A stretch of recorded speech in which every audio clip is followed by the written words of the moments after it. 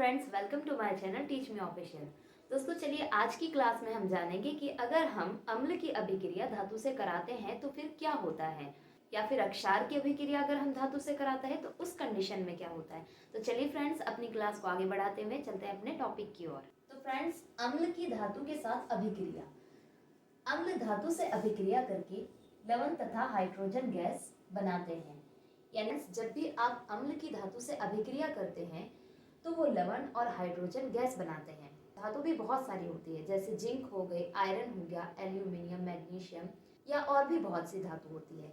तो चलिए एक रिएक्शन से हम आपको बताएंगे। अगर कोई आप अम्ल लेते हैं, यानी कि कोई एसिड, मान लिया आपने लिया H2SO4 और इसकी अभिक्रिया आपने कराई एक धातु से, माना वो धातु है जिंक। तो जिंक के साथ अभिक्रिया करके, क्योंकि जिंक एक धातु है इसीलिए कोई भी अम्ल धातु से अभिक्रिया करके लवण और हाइड्रोजन गैस बनाएगा। तो फ्रेंड्स, पहले हम हाइड्रोजन गैस अलग कर देते हैं क्योंकि ये हाइड्रोजन गैस निकालेगा। अब हमारे पास बचता क्या है, हाइड्रोजन गैस, यानी ये अलग निकल गई। हमारे पास यहाँ से बचता है SO4 प्लस जिंक, तो ये दोनों मिलकर बन गए ZnSO4, जिसे हम कहते हैं जिंक सल्फेट, जो कि एक लवण ही है। आप इसका नाम लिख भी सकते हैं जिंक सल्फेट, और ये H2 यानी हाइड्रोजन गैस। अब फ्रेंड्स, बात करें अगर अक्षार की धातु से अभिक्रिया करने के बाद क्या होता है, तो दोस्तों इसमें भी यही क्रिया होगी कि जब धातु अक्षार से अभिक्रिया करेगा तो ये लवण और हाइड्रोजन गैस बनाएगा। तो चलिए इसकी भी एक रिएक्शन लिख देते हैं। धातु फिलहाल आप मान लीजिए जिंक ही अगर, और अक्षार ले लेते हैं NaOH यानी सोडियम हाइड्रोक्साइड। जब आप इसकी अभिक्रिया कराएंगे तो सबसे पहले हाइड्रोजन गैस ये हो जाती है अलग। अब आपके पास क्या बचता है, तो फ्रेंड्स अब आपके पास बचता है NaO और Zn, यानी Na Zn और O से मिलकर बनता है सोडियम जिंकेट, जिसे हम कहते हैं Na2ZnO2। तो फ्रेंड्स, जब आप किसी धातु की अक्षार से अभिक्रिया कराएंगे तो वो भी मिलकर बनाएगा लवण और हाइड्रोजन गैस। यहाँ पर हमने धातु ली जिंक और साथ में लिया एक अक्षार सोडियम हाइड्रोक्साइड। जब हमने इन दोनों की अभिक्रिया कराई, अभिक्रिया कराने के बाद ये मिलकर बनता है एक लवण sodium zincate plus hydrogen gas. तो फ्रेंड्स, हम यहाँ पर इसका नाम भी लिख लेते हैं सोडियम जिंकेट।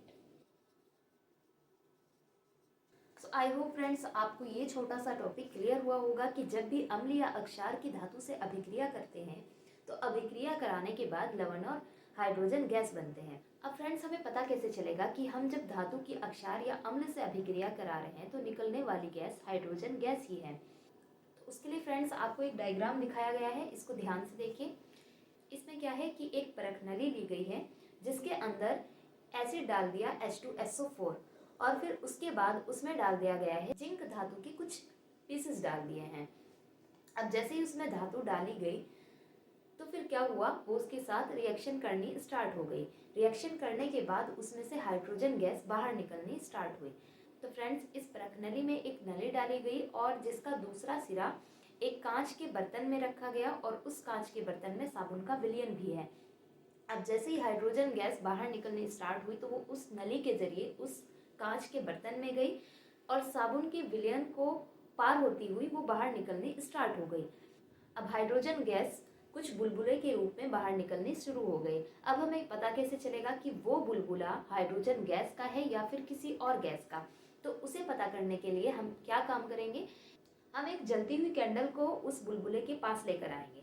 उस बुलबुले के पास जब हम उसको लेकर आएंगे तो फिर क्या होगा, अगर वो बुलबुला हाइड्रोजन गैस का है तो वो एक पॉप की आवाज़ के साथ फट जाएगा, और अगर ऐसा होता है तो इसका मतलब वो हाइड्रोजन गैस का बुलबुला ही है। सो आई होप फ्रेंड्स आज की क्लास का टॉपिक आपको अच्छे से क्लियर हुआ होगा कि जब एसिड या बेस अगर उनकी हम रिएक्शन किसी धातु से कराते हैं तो क्या होता है।